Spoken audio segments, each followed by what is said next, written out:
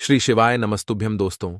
4 अक्टूबर 2024 शुक्रवार शारदीय नवरात्रि के दिन बस चुपचाप घर में इस जगह पर रख देना 1 रुपए का सिक्का। माता लक्ष्मी जी के आशीर्वाद से न सिर्फ आपके जीवन में होगी धन की वर्षा, बल्कि बन जाओगे आप करोड़पति और खुशियों से भर जाएगा। आपका घर, आपकी हर मनोकामना होगी पूरी, अचानक से बढ़ने लगेगा। बैंक बैलेंस, करियर, कारोबार में दिन रात कमाएंगे, इतना पैसा आएगा कि संभाले नहीं संभलेगा। क्योंकि दोस्तों, इस बार शारदीय नवरात्रि पर बहुत सारे शुभ योगों का निर्माण हो रहा है, जो कि कई वर्षों बाद आया है। इसीलिए दोस्तों, इस दिन का महत्व बहुत ही ज्यादा बड़ा होता है और इस दिन आप लोगों को यह 1 रुपए के सिक्के वाला उपाय जरूर करना चाहिए, जो कि पंडित जी ने अपनी अभी की ही कथा में यहां पर बताया हुआ है। तो दोस्तों, इस उपाय को आपको कैसे करना है, कब करना है, कहां पर करना है और उपाय को करते समय आपको किन किन बातों का ध्यान रखना है, ये सारी जानकारी हम आपको इस वीडियो में देंगे। तो चलिए दोस्तों, वीडियो में आगे बढ़ते हैं। देखिए, यह दिन इतना खास होता है, इतना महत्वपूर्ण होता है। देखा गया है कभी कभी बड़े बड़े पूजा पाठ अनुष्ठान से जो मनोकामना पूर्ण नहीं होती है, वह 4 अक्टूबर 2024 शुक्रवार शारदीय नवरात्रि के दिन एक छोटे से उपाय करने से ही आपकी मनोकामना पूर्ण हो जाती है। और बहुत सारे लोगों ने इस उपाय को किया भी है और उनको इस उपाय को करने का फल भी जरूर मिला है। अगर आप लोग भी इस उपाय को 4 अक्टूबर 2024 शुक्रवार शारदीय नवरात्रि के दिन करना चाहते हैं, तो आप इस उपाय को पहले अच्छे से समझ लेना, सुन लेना, उसके बाद करना। आपको इस उपाय का फल जरूर मिलेगा और इस उपाय को करने से आपके घर में चाहे किसी भी प्रकार की दुख और समस्या क्यों न चल रही हो, आपको उसका कारण भी नहीं पता है कि भाई यह समस्या किस कारण से चल रही है, तो उसका कुछ भी कारण हो सकता है। जैसे पितृदोष हो सकता है, शनि दोष हो सकता है, या किसी भी तरह का मंगल दोष भी हो सकता है, और भी बहुत तरह के दोष होते हैं, कुछ भी हो सकता है। पर आपको इस उपाय को करने के लिए अपने दोष को पता लगाने की भी जरूरत नहीं है। 4 अक्टूबर 2024 शुक्रवार शारदीय नवरात्रि के दिन इस 1 रुपए के सिक्के वाला उपाय को आप लोगों को कर लेना है। दोस्तों, अब हम समझते हैं इस वाले उपाय को हमें करना किस समय है। तो सबसे पहली बात दोस्तों, हम समझते हैं कि यह 1 रुपए के सिक्के वाला उपाय करना किसको है। तो देखिए, यहां पर सीधी सी बात है कि यह 1 रुपए के सिक्के वाला उपाय जो उपाय है, यह किस लिए किया जा रहा है। यह मनोकामना को पूर्ण करने के लिए किया जा रहा है, या आपके जीवन में जो दुख और परेशानियां हैं उनको दूर करने के लिए किया जा रहा है, या आपका कोई बड़ा काम है जो कि नहीं हो पा रहा है, आप उसके लिए इस उपाय को कर सकते हो। तो सीधी सी बात यह है कि आप अपनी किसी भी प्रकार की मनोकामना के लिए इस वाले उपाय को कर सकते हो। तो यह उपाय वह व्यक्ति कर सकता है जिस व्यक्ति को अपनी किसी भी प्रकार की मनोकामना भगवान शिव जी से पूर्ण करवानी हो। और अगर कोई भी माताएं बहनें जो है अपने घर की सुख और शांति के लिए, घर में धन समृद्धि को बढ़ाने के लिए वाला उपाय करना चाहती हैं, तो घर की जो बड़ी माताएं बहनें होंगी वह इस 1 रुपए के सिक्के वाला उपाय को विशेष रूप से करें। क्योंकि माताएं बहनें घर की लक्ष्मी होती हैं, और जब घर की लक्ष्मी कोई विशेष उपाय करती है तो उसका फल ही बहुत जल्दी मिल जाता है और बहुत बड़ा होकर मिलता है। अन्यथा इस उपाय को कोई भी व्यक्ति कर सकता है, चाहे वह बड़ा हो, चाहे वह छोटा हो, चाहे वह बच्चा हो। जिस व्यक्ति को यह 1 रुपए के सिक्के वाला उपाय समझ आ गया, वह व्यक्ति इस 1 रुपए के सिक्के वाला उपाय को शुक्रवार शारदीय नवरात्रि के दिन जरूर करे, क्योंकि उसको इस उपाय को फल बहुत ही जल्दी मिल जाएगा। क्योंकि 4 अक्टूबर 2024 शुक्रवार शारदीय नवरात्रि के दिन भगवान शिव जी बहुत आसानी से प्रसन्न हो जाते हैं। तो आइए अब हम समझते हैं कि इस 1 रुपए के सिक्के वाला उपाय को आपको करना कैसे है और इस उपाय को करने का जो समय है वह क्या है। तो देखिए, 4 अक्टूबर 2024 शुक्रवार शारदीय नवरात्रि के दिन किए जाने वाले यह 1 रुपए के सिक्के वाला जो उपाय है, यह मुख्य रूप से सुबह का समय होगा, प्रातःकाल का समय होगा।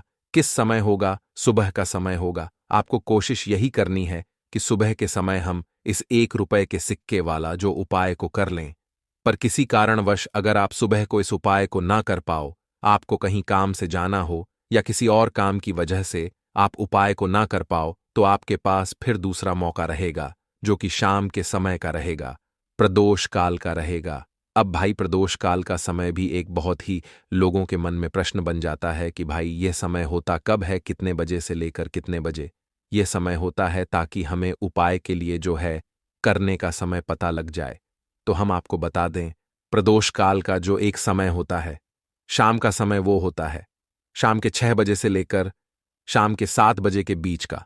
इस समय के बीच में आप उपाय को करेंगे तो आपको उस उपाय का जरूर फल मिलेगा। तो शाम के 6 बजे से लेकर शाम के 7 बजे के बीच में आप लोग इस 1 रुपए के सिक्के वाला जो उपाय को कर सकते हो। तो भैया, बहुत सारे लोग यहां पर यह प्रश्न भी जरूर करेंगे कि भाई हम तो नौकरी पर जाते हैं, हम अपनी ड्यूटी पर जाते हैं और आने में हमें देर हो जाती है, तो उस जगह पर हमें क्या करना चाहिए। तो देखिए, उन लोगों को भी टेंशन लेने की जरूरत नहीं है। अगर आप लोग इस उपाय को शाम के समय प्रदोष काल में कर रहे हैं और अगर आप आने में देरी भी हो जाती है, आपको आने में 7 बजे तक आप नहीं पहुंच पाते हो, तो भाई आप 7 या रात 8 बजे तक भी अगर उपाय को करोगे तो भी चल जाएगा। और अगर इससे भी थोड़ा देर हो जाती तो भी आप उपाय को कर सकते हो, क्योंकि 4 अक्टूबर 2024 शुक्रवार शारदीय नवरात्रि का दिन है। यह दिन बहुत ही कम आता है, पूरे साल भर में एक बार। इसलिए जब आपको मौका मिल जाए, जब आप इस उपाय को जरूर कर लेना। कोई भी उपाय हो, आप कभी भी कर सकते हो। शुक्रवार शारदीय नवरात्रि के दिन बस कोशिश करना कि समय के थोड़ा मतलब अंतर्गत ही कर लो, पर किसी कारणवश अगर ना कर पाओ तो फिर आप थोड़ा देरी से भी कर सकते हो, आपको उपाय का फल जरूर मिलेगा। पूज्य गुरुजी ने कहा कि जब भी शुक्रवार शारदीय नवरात्रि का दिन पड़े तो आपको सिर्फ 1 रुपए के सिक्के वाला उपाय करना है। इससे आपके जीवन में अगर धन वैभव की समस्या चल रही है, अगर आप रुपए पैसों के लिए बहुत ज्यादा परेशान रहते हैं, आर्थिक तंगी चल रही है, कई कई बार आप प्रयास बहुत करते हैं, मेहनत बहुत करते हैं, लेकिन आपको धन प्राप्त नहीं हो पाता है, आप मेहनत करने के बावजूद भी सफल नहीं हो पाते हैं, आप अपने व्यापार में असफल हो जाते हैं, नौकरी करने के प्रयास में असफल हो जाते हैं, किसी भी कार्य में अगर आप असफल हो रहे हो या फिर आपको धन की हानि हो रही हो, तो गुरुजी ने कहा कि आपको यह छोटा सा उपाय इस शुक्रवार शारदीय नवरात्रि की तिथि में जरूर करना चाहिए। तो चलिए जानते हैं इस विशेष उपाय के बारे में। लेकिन उससे पहले एक प्रार्थना। अगर आप द वास्तुशास्त्र चैनल पर नए हैं तो कृपया चैनल वास्तुशास्त्र ज्ञान को सब्सक्राइब अवश्य कर लें और वीडियो को लाइक करके कमेंट बॉक्स में जय श्री हरि विष्णु जी, जय माता लक्ष्मी जरूर लिख दें, जिससे कि भगवान श्री हरि विष्णु जी और माता लक्ष्मी जी की कृपा सदैव आप और आपके परिवार पर बनी रहे और आपको कभी भी धन से संबंधित किसी प्रकार की कोई कमी ना हो। आज का यह वीडियो बहुत ही खास होने वाला है, क्योंकि शुक्रवार शारदीय नवरात्रि की तिथि में किए जाने वाले 3 विशेष उपाय आज आपको इस वीडियो में बताए जाएंगे। यह उपाय आप अपनी समस्या के अनुसार कर सकते हैं। इन उपायों में आपको धन प्राप्ति के उपाय बताए जाएंगे, आपकी मनोकामना पूर्ति के उपाय बताए जाएंगे, जीवन में किसी भी प्रकार के संकट चल रहे हैं, समस्याएं चल रही हैं, तो उनको दूर करने के उपाय बताए जाएंगे। चलिए जानते हैं पूज्य गुरुजी द्वारा बताए गए सबसे पहले और सबसे खास उपाय के बारे में। इस उपाय के लिए आपको सबसे पहले जरूरत पड़ेगी 1 रुपए के सिक्के की। अब यह 1 रुपए का सिक्का 4 अक्टूबर 2024 शुक्रवार शारदीय नवरात्रि के दिन इस जगह पर रख देना। रातों रात चमक जाएगा, आपका भाग्य और ऐसे चमक जाएगा कि जो आपको अपने जीवन में चाहिए तुरंत आपको मिलेगा। जिन लोगों के घर में पैसा आता नहीं है, उनके घर में भी धन की वर्षा होनी शुरू हो जाएगी। और जो लोग अपने जीवन में बहुत ज्यादा धन को लेकर परेशान हैं, कर्जे को लेकर परेशान है, सर पे कर्जा बढ़ता चला जा रहा है, पैसा घर में कहीं से नहीं आ रहा है, ऐसा समझ लीजिए कि यह एक उपाय, यह 1 रुपए का सिक्का आपके भाग्य को इतना चमका देगा, इतना मजबूत कर देगा, जिसके बाद आपके जीवन में कभी भी निर्धनता, गरीबी नहीं रहेगी और धन से जुड़ी समस्याएं पूरी तरह से आपके जीवन से दूर हो जाएंगी। तो नवरात्रि के 9 दिन में यह उपाय आप किसी भी दिन कर लें और रातों रात अपने सोए हुए भाग्य को चमका लें। देखिए, 1 का जो अंक होता है, 1 नंबर जो होता है, यह सूर्य से जुड़ा हुआ है और सूर्य की तरह ही अगर आप चमकना चाहते हैं, सफलता प्राप्त करना चाहते हैं, इतना धनी बनना चाहते हैं कि हर तरफ आपका नाम हो, तो इस उपाय को करने से बिल्कुल ना चूके।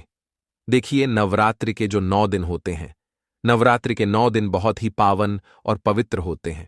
और इन 9 दिनों में माँ दुर्गा हमारे घर में आती हैं, माँ लक्ष्मी हमारे घर में आती हैं और हमें आशीर्वाद देकर जाती हैं। अब ऐसा समझ लीजिए कि उपाय अगर आप करते हैं तो माँ लक्ष्मी का विशेष आशीर्वाद आपको मिलता है। और जिन लोगों के जीवन में फिजूल खर्ची बहुत है, पैसा हाथ में नहीं रुकता है, उन्हें तो विशेषकर ये उपाय करना चाहिए, या जिन लोगों के सर पर कर्जा है वो लोग भी इस उपाय को जरूर करें। चलिए बात कर लेते हैं कि इस उपाय को करने के लिए आपको कौन कौन सी चीजें लेनी है और किस तरह से यह उपाय करना है। तो देखिए, जिन लोगों को भाग्य का साथ मिल जाता है, जिनका भाग्य मजबूत हो जाता है, उनके जीवन में लिखे हुए दुख भी दूर हो जाते हैं, धन से जुड़ी समस्याएं भी दूर हो जाती हैं और पैसे को लेकर कभी भी वह लोग परेशान नहीं रहते हैं। तो अगर आप भी चाहते हैं न कि मां लक्ष्मी की कृपा बरसती रहे, तो यह उपाय आप जरूर करें। देखिए, यहां पर उपाय को करने के लिए सबसे पहले तो 1 रुपए का सिक्का आपको लेना है। अगर आपके पास चांदी का सिक्का है तो चांदी का आप ले लें, वरना 1 रुपए का सिक्का आपको लेना है। साबुन या सर्फ से उसे पहले ही आपको साफ करके रख लेना है, ठीक है ना। अब आपको थोड़ी सी यहां पर लेनी है रोली, और कुछ लेने हैं आपको चावल के दाने, यानी ऐसे चावल के दाने जो टूटे हुए ना हो। एक देसी घी का दीपक तैयार करेंगे, लंबी बाती का, और घर के मंदिर में आपको बैठ जाना है। नवरात्रि में किसी भी दिन इस उपाय को कर लेना, चाहे सुबह को कर लेना या फिर शाम को भी आप इस उपाय को कर सकते हैं। तो घर के मंदिर में बैठकर सबसे पहले माता रानी के आगे घी का दीपक जला देंगे। इसके बाद आपको क्या करना है, जो 1 रुपए का सिक्का आपने लिया है उसके ऊपर आपको तिलक करना है। रोली का पहले माता रानी को तिलक करेंगे, फिर उस सिक्के के ऊपर एक छोटा सा टीका आप लगा देंगे रोली का, और फिर आपको उसके ऊपर थोड़े से अक्षत डालने हैं, यानी वह चावल जो टूटा हुआ ना हो। अब हाथ जोड़कर मां से प्रार्थना करेंगे कि हे दुर्गे मां, हे अंबे मां, हमारे घर में जितनी भी धन से जुड़ी समस्याएं हैं, हमारे जीवन में जो कर्जे से जुड़ी समस्याएं हैं, उन्हें आप दूर कर देना। अपनी कृपा हम पर बनाना और हमारे घर से संकटों को दूर रखना। इस तरह से आपको प्रार्थना कर लेनी है। और नवरात्रि में यह सिक्का आपको इस तरह से रखना है। और नवमी जिस दिन होती है, यानी नौमी जिसे हम बोलते हैं, उस दिन तक आपको इस सिक्के को घर के मंदिर में रखे रहने देना है।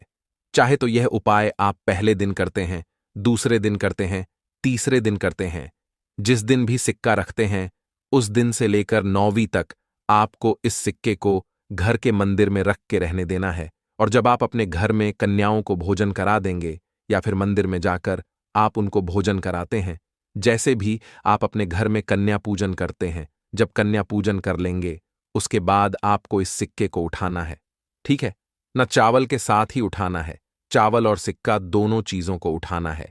एक लाल रंग के कपड़े में दोनों चीजों को रखना है और फिर इसे अपने पर्स में रख लेना है। इस सिक्के को हमेशा आपको अपने पास रखना है, क्योंकि आपके जीवन में आपको पैसा पाना है, आपको अपना भाग्य मजबूत करना है।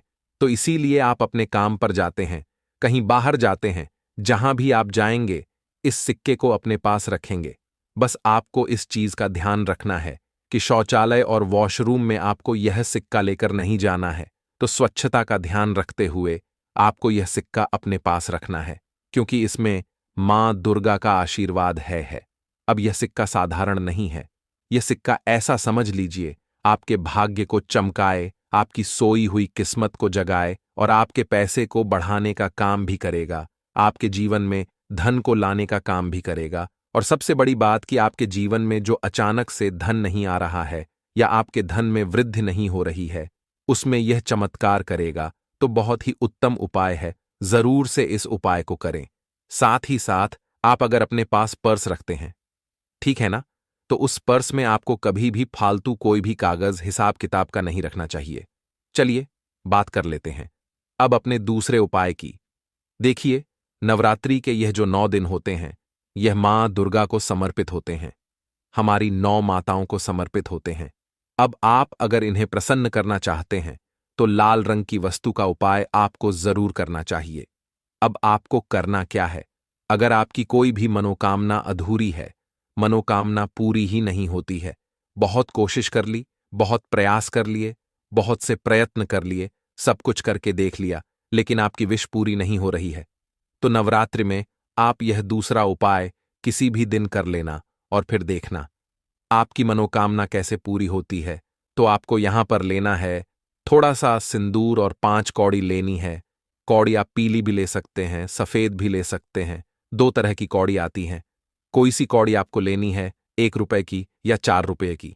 ये कौड़ी मिलेंगी आपको आसानी से बाजार में, मार्केट में, जहां पूजा पाठ का सामान मिलता है वहां से मिल जाएंगी। 5 कौड़ी लेनी है, थोड़ा सा सिंदूर लेना है, एक लाल रंग का कपड़ा लेना है, लाल रंग के कपड़े पर ही आपको सिंदूर रखना है और उसी के अंदर आपको यह 5 कौड़ी रख देनी है। अब इसकी एक पोटली बना लेनी है। अब आपको माता रानी के मंदिर में, मतलब अपने घर के मंदिर में, आपको इसे थोड़ी देर के लिए रखना है नवरात्रि में, ठीक है ना? और फिर आपको इसे उठा लेना है और जहां भी आप काम करते हैं, मतलब आपका कोई ऑफिस है, आपकी कोई दुकान है या जहां आप नौकरी करते हैं, वहां अगर रख सकते हैं तो वहां पर आपको यह पोटली रख देनी है। आप जहां काम करते हैं, जहां भी वर्क करते हैं, बस वहां पर यह पोटली रख लेना और फिर देखना आपके भाग्य में कैसे धन आता है। आपको जो जीवन में चाहिए वो आपको मिल जाता है। बड़ी से बड़ी मनोकामना भी पूरी हो जाती है जब आप इस उपाय को करते हैं। साथ ही साथ माता रानी को अपने घर के मंदिर में ही थोड़ा सा सिंदूर नवरात्रि में किसी भी दिन अर्पित करना ना भूलें। उनको सिंदूर जरूर चढ़ाए, उनको सिंदूर बहुत प्रिय होता है। तो 2 उपाय की अभी तक हमने बात कर ली है। अब जल्दी से बात कर लेते हैं अपने तीसरे उपाय की, जो कि बहुत छोटा उपाय भी है लेकिन बहुत लाभकारी भी है। देखिए, व्यक्ति के पास चाहे कितना भी पैसा हो, अगर उसके घर में कोई व्यक्ति बीमार है, किसी का स्वास्थ्य ठीक नहीं है, तो लाखों करोड़ों रुपए भी बेकार लगता है। क्योंकि घर में जब किसी का स्वास्थ्य खराब है तो पूरा का पूरा घर परेशान रहता है। हर व्यक्ति चाहता है कि उसके घर में कभी बीमारियां प्रवेश ना करें, कभी घर में कोई बीमार ना रहे है ना। हम भी चाहते हैं, आप भी चाहते हैं, और यह बिल्कुल सच भी है। क्योंकि जब घर में सभी लोग स्वस्थ होते हैं, ना तो थोड़ा भी पैसा होगा, ना उसमें भी इंसान सुखी रहता है, उसके घर में सुख समृद्धि बढ़ती है। जब पूरा परिवार सुखी होता है, अब बीमारियों को दूर करने के लिए तीसरा उपाय आपको करना है। आपको उपाय को करने के लिए जल लेना है, ठीक है ना? और नीम के पेड़ में आपको जल चढ़ाना है। आपके घर के आसपास जहां भी नीम का पेड़ आपको दिखे, नवरात्रि में नीम के पेड़ को जल चढ़ाएं। तो नवरात्रि के यह उपाय हैं, बहुत ही अचूक उपाय हैं। विशेषकर 1 रुपए के सिक्के वाला वह लोग जरूर करें। जो लोग बहुत ज्यादा धन को लेकर, पैसे को लेकर परेशान हैं, तो बात करें अगले महत्वपूर्ण और प्रभावशाली उपाय की। तो दोस्तों, जय माता दी प्रिय भक्तों, इस वीडियो में मैं आपको 2 ऐसे उपाय बताने वाला हूं जो कि नवरात्रि के किसी भी दिन अगर आप यह उपाय कर लेते हो तो यकीन मानिए, मैं सौगंध खाता हूं कि आप धनवान ना बन जाएं। तो मुझे बताना, अगर आप नवरात्रि के दिनों में यह उपाय कर लेते हो, वीडियो पूरा देखने पर ही लाभ की प्राप्ति हो सकती है। इसलिए इस वीडियो को पूरा देखें। इस वीडियो में हम आपको ऐसे पेड़ बताएंगे जिन्हें छूने मात्र से आपकी गरीबी दूर हो जाएगी और घर में यह चीज लाने पर मां लक्ष्मी की आप पर ऐसी कृपा होगी अगर आप नवरात्र के दिनों यह चीज अपने घर में ले आते हो। क्योंकि दोस्तों, इस बार साल 2024 में मां दुर्गा पालकी पर सवार होकर आ चुकी है। यानी कि दोस्तों, माता रानी जब पालकी पर सवार होकर आती है तो इसे शुभ नहीं माना जाता है। ज्योतिष शास्त्र के अनुसार देवी जब पालकी पर सवार होकर आती है तो समाज और राजनीति में बड़ी उथल पुथल होती है।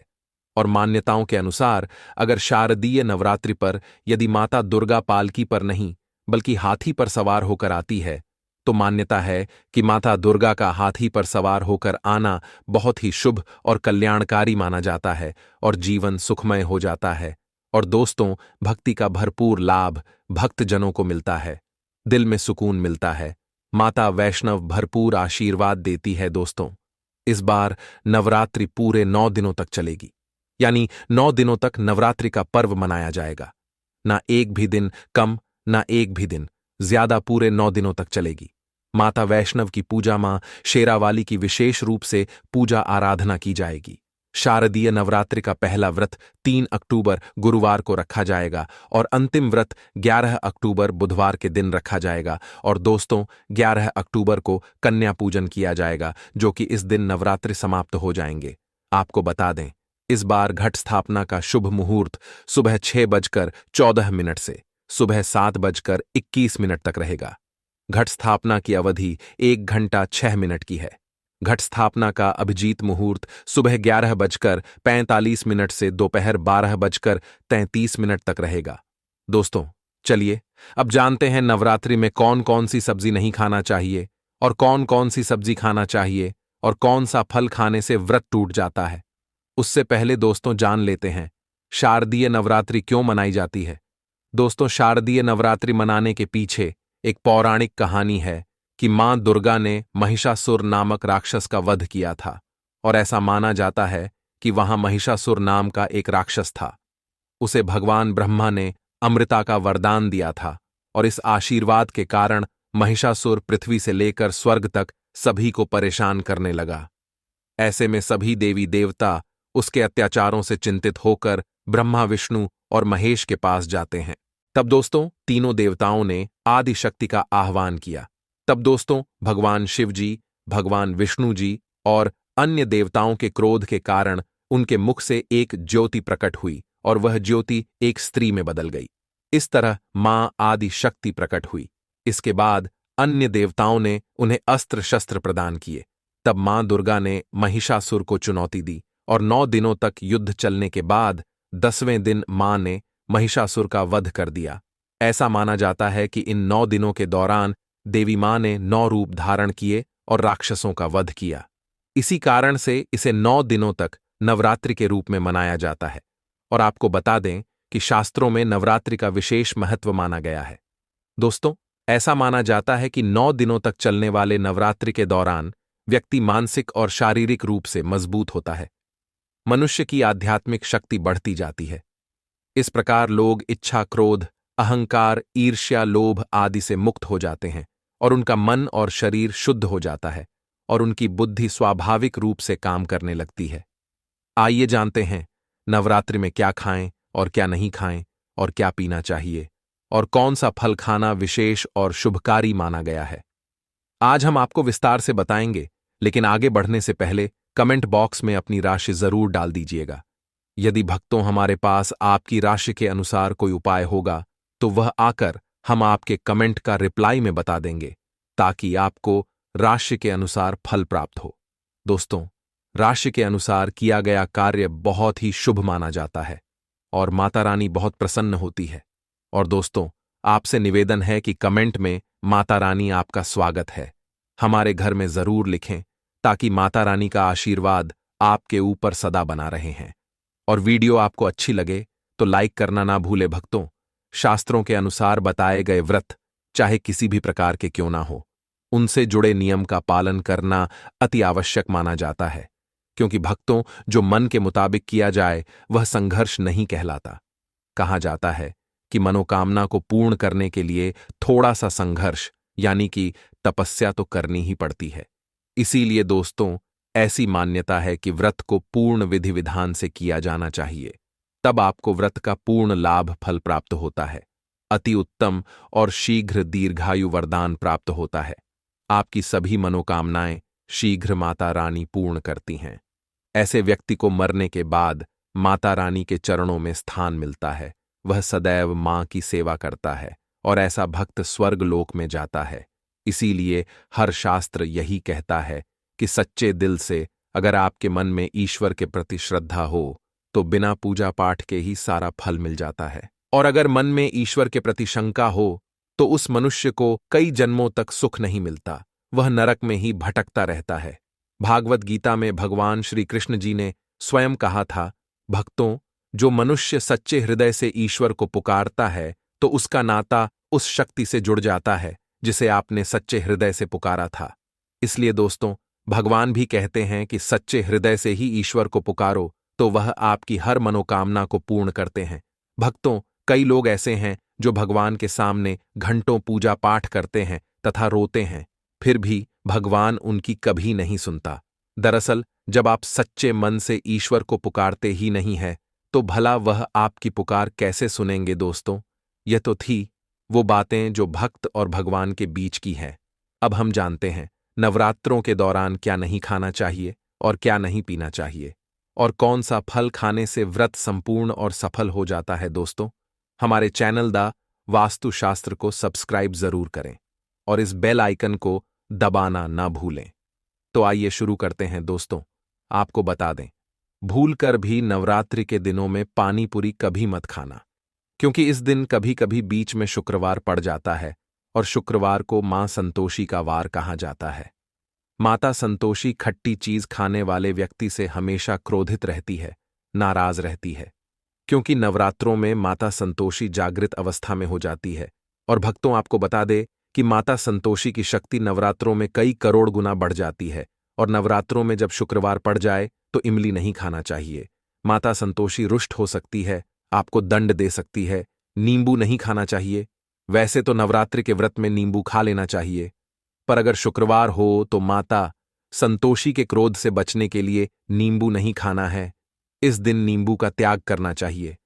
अब दोस्तों, आपको यह भी बता दे कि त्रिनवरात्रि में पानी पूरी क्यों नहीं खानी चाहिए, क्योंकि उसमें लहसुन प्याज होता है और खट्टा भी होता है, जो व्रत को भंग कर सकता है, पाप लग सकता है। अगर आत्र नवरात्र या शुक्रवार को खट्टा नहीं खाते हैं तो माता संतोषी आपको धन धान्य से मालामाल कर देती है, आपके घर में अपना आवाज बना लेती है। बस शुक्रवार के दिन, नवरात्रों के दिनों में इस चीज का त्याग करना चाहिए, पालन करना चाहिए। नवरात्रों में लहसुन प्याज और खट्टा, फिर चाहे आपने व्रत भी नहीं रखा है, फिर भी आपको शुक्रवार के दिन या अन्य दिनों में लहसुन प्याज नहीं खाना चाहिए। भक्ति नवरात्रि के दिन अगर आपने व्रत रखा है तो यह फल जरूर खाने चाहिए। दोस्तों, आपको बता दें कि शास्त्रों में बताया जाता है कि भगवान के भोग में सेब आदि जरूर अर्पित किया जाता है। अगर आपका व्रत है तो आपको उसे जरूर खाना चाहिए। केला, पपीता, तरबूज और मीठे अंगूर जरूर खाना चाहिए। इन फलों से व्रतधारी को शक्ति मिलती है और व्रत संपूर्ण हो जाता है। और शास्त्रों में बताया जाता है कि नवरात्रों के दिनों में केला जरूर खाना चाहिए। नवरात्रों के दिनों में केला का घर में प्रवेश होना बड़ा ही शुभ माना गया है। केला खाने से नवरात्रि का व्रत सफल हो जाता है, क्योंकि इसमें माता रानी और भगवान श्री हरिविष्णु जी का आशीर्वाद मिला हुआ होता है। नवरात्रि के दौरान से जो भी खाता है उसे दुखों का सामना नहीं करना पड़ता है। केला आपको जरूर खाना चाहिए। माता लक्ष्मी प्रसन्न होती हैं और आशीर्वाद देती है। दोस्तों, आपको बता दें कि नवरात्रों में तेल की तली हुई हरी मिर्च खा सकते हैं, लेकिन कम मात्रा में खाना है। व्रत के दौरान ज्यादा तीखा नहीं खाना चाहिए। भक्तों, व्रत में तीखा खाने से व्रतधारी की जो पेट की आंतें होती है उसमें जख्म हो सकते हैं, क्योंकि इस दौरान हम व्रत का पालन करते हैं तो हमारे पेट में कुछ नहीं होता है। इसीलिए हल्का खाना खाना सर्वोपरि है और उत्तम माना जाता है। व्रतधारी को रसीले आलू अवश्य खाना चाहिए। इससे हमारे शरीर में ऊर्जा की भरपूर जरूरत होती है, पूरी हो जाती है। आप आलू का पानी पी सकते हैं। रसीले आलू जरूर खाना चाहिए। दोस्तों, नवरात्रों में भिंडी की सब्जी जरूर खाना चाहिए, क्योंकि दोस्तों में कई ऐसे पोषक तत्व होते हैं जो हमारी हड्डियों को मजबूत बनाते हैं। तथा नवरात्रों में बैंगन की सब्जी जरूर खाना चाहिए। लेकिन याद रहे, जब नवरात्रों में सोमवार पड़ जाए तो बैंगन की सब्जी मत खाना, पाप लगेगा। नवरात्रों में सब्जी में हरा धनिया जरूर डालना चाहिए। हरे धनिये से भी व्रतधारी को पोषक तत्व मिलते हैं। नवरात्रों में हरा धनिया अवश्य खाएं। इससे भक्तों, जो शुगर लेवल होगा वह कम हो जाएगा। और नवरात्रों में रिफाइन का तेल और सरसों का तेल भूलकर भी व्रत के दौरान नहीं खाना चाहिए। मूंगफली का तेल और देसी घी और गोले का तेल खाना अच्छा माना जाता है। और दोस्तों, नवरात्रों में व्रतधारी को डिब्बा बंद लस्सी, डिब्बा बंद जूस नहीं पीना चाहिए। उसमें कई केमिकल मिले होते हैं जिसके कारण आपका व्रत टूट सकता है। जब भी आप फलों का जूस पिए तो याद रखें, उसमें नमक डालें, नहीं तो व्रत टूट जाएगा। साथ ही साथ जूस में बर्फ भी नहीं डालना चाहिए। दोस्तों, आपको फलों का सादा जूस पीने से व्रत सफल होता है। दोस्तों, नवरात्रि के दौरान सिंघाड़े का आटा या कुत्तराम में कीड़े वगैरह पड़ जाते हैं, जिसके कारण आपका व्रत टूट सकता है, क्योंकि यह छोटे छोटे कीड़े हमें दिखाई नहीं देते और आपके मुंह तक पहुंचाते हैं। ऐसा खाना मतलब कीड़े मकोड़ों का मांस खाने के बराबर माना गया है। दोस्तों, नवरात्रि के दौरान आप शाम के समय खाने में दही ले सकते हैं और आलू वगैरह खा सकते हैं। आलू के चिप्स खा सकते हैं, साबूदाने की टिकिया बनाकर खा सकते हैं और साबूदाने की खिचड़ी खा सकते हैं। आलू के पापड़ भी खा सकते हैं। दोस्तों, शारदीय नवरात्रि के दौरान आप दूध पी सकते हैं, जो आपको ताकत देगा। चाय वगैरह भी पी सकते हैं। साथ ही साथ यह भी जानिए, माता रानी को 3 चीजें कभी अर्पित मत करना, इससे माता रानी क्रोधित हो जाती है। ऐसे में अगर आप त्रिनवरात्रि की रात यह एक चीज अगर दिखाई दे जाए तो समझो माता रानी आपसे प्रसन्न है। जानिए सब कुछ इस वीडियो में दोस्तों। धर्मशास्त्रों के अनुसार शारदीय नवरात्रि का पर्व बहुत ही शुभ और अत्यंत दुर्लभ एवं मंगलकारी और धन संपदा प्राप्त करने वाला महापर्व और धन वैभव, कीर्ति यश प्राप्त करने वाला माह विशेष उत्सव माना जाता है। दोस्तों, माता रानी हमारे जीवन के सभी कष्टों को दूर करती है, हमारे घर में धन की वर्षा करती है। इसीलिए सच्चे दिल से कमेंट बॉक्स में मां को अवश्य याद करें। कमेंट बॉक्स में लिखें माता रानी की जय और माता रानी के लिए एक लायक अवश्य करें और हमारे चैनल को जरूर सब्सक्राइब करें तो चलिए शुरू करते हैं। सबसे पहले अपनी राशि कमेंट बॉक्स में जरूर डाल दीजिएगा। यदि आपकी राशि के अनुसार हमारे पास कोई उपाय होगा तो वह आकर हम आपके कमेंट का रिप्लाई में बता देंगे। दोस्तों, सबसे पहले जानते हैं माता रानी को ऐसा क्या नहीं चढ़ाना चाहिए जिससे मां नाराज ना हो। देखिए, एक बार हमने गलती से माता रानी को यह चीज चढ़ा दी थी, तब हमें माता के क्रोध का सामना करना पड़ा था। इसीलिए शारदीय नवरात्रि पर आप ऐसी गलती मत करना। शास्त्रों के अनुसार माता रानी को प्रसन्न करना इतना आसान नहीं होता, और जो व्यक्ति माता रानी को प्रसन्न कर लेते हैं तो वह व्यक्ति अचल संपत्ति के मालिक बन जाते हैं। उसके ऊपर माता लक्ष्मी की कृपा बड़ी जोरों शोरों से बरसती है, कई पीढ़ियों से जो गरीबी भोग रहे होते हैं। यदि माता रानी शारदीय नवरात्रि पर प्रसन्न हो जाए तो 7 जन्मों तक की गरीबी मिट जाती है, धन वैभव से घर भर जाता है, उत्तम जीवन साथी तथा धन संपदा के साथ यश कीर्ति वैभव सौभाग्यशाली जीवन, सभी कष्टों से राहत, बीमारियों से राहत मात्र माता रानी के पूजन से समाप्त हो जाती है। जो व्यक्ति खास तौर पर शारदीय नवरात्रि पर माता रानी को प्रसन्न कर लेता है, वह व्यक्ति कुछ ही समय में धनी हो जाता है तथा राजा बन जाता है। मां लक्ष्मी उसी घर में वास करती है जहां पर सच्चे हृदय से मां की भक्ति हो। आपको बता दें, साल भर के इस त्योहार में माता रानी की पूजा में यह 3 चीजें माता रानी को कभी मत चढ़ाना, नहीं तो आपको बर्बाद होने से कोई नहीं रोक सकता। जो हमने गलती की वह आप मत करना, इससे माता रानी नाराज हो जाती है और हमेशा हमेशा के लिए आपका साथ छोड़ सकती है। एक बार माता रानी ने हमारा साथ छोड़ दिया था क्योंकि हमने गलती से माता रानी को यह चीज चढ़ा दी थी। तब बड़ी श्रद्धा पूजा पाठ करने के बाद माता रानी को हमने मनाया, प्रसन्न किया और आज हम करोड़पति हैं, धनवान हैं। माता लक्ष्मी सदैव हमारे घर में वास करती है। जय माता रानी। मां बड़ी प्यारी है, चंचल है, अपने भक्तों को कभी निराश नहीं करते। तो चलिए प्राचीन धर्म ग्रंथों के आधार पर, शास्त्र आधार पर यह जानकारी शुरू करते हैं। भक्तों, इस दिन राहु केतु अपनी चरम सीमा पर होते हैं। जो लोग कर्ज लेते हैं, कर्ज देते हैं, राहु केतु उनके जीवन में आकर उल्टा उन्हें कंगाल, बर्बाद, नष्ट तथा घर में दरिद्रता आवास बना देते हैं और ऐसे घर से माता लक्ष्मी, माता दुर्गा रुष्ट हो जाती है। आप माता रानी को शारदीय नवरात्रि पर एक मिश्री का टुकड़ा भी अर्पित करके पूजा पाठ कर सकते हैं। यदि आपके पास धन नहीं है तब भी माता रानी उतना ही प्रसन्न होती हैं और आपके जीवन में धन और धनवान पूर्ण रूप से आपको यश कीर्ति प्रदान करती है। माता को छल कपट द्वारा धन प्राप्त करने पर तथा उन पैसों से पूजा करने पर माता प्रसन्न नहीं होती, उल्टा माता रानी अत्यंत रूप से क्रोध हो जाती है। इसीलिए हम तो कहते हैं कि ऐसा ना करें तो ज्यादा ही अच्छा होगा। हमने जो गलती की, कम से कम आप वह गलती ना करें। यह गलतीदा वास्तुशास्त्र चैनल कर चुका है, इसीलिए हम चाहते हैं माता रानी की कृपा आपको उचित मार्ग करने के बाद ही प्राप्त हो। भक्तों, जब आप माता रानी की मूर्ति या तस्वीर लेकर आए तो हमेशा ध्यान से देख लें।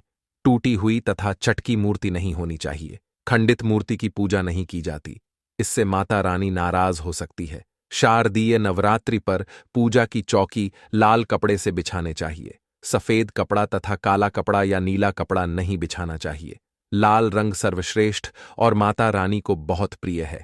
भगवान श्री कृष्ण जी कहते हैं, जो व्यक्ति माता रानी की पूजा में लाल कपड़े का आसान बिछाकर माता रानी का पूजन करेगा, उसके घर में धन वैभव यश कीर्ति उत्तम फलाहार रूप में उसका घर अन्न धन से भरा रहा है।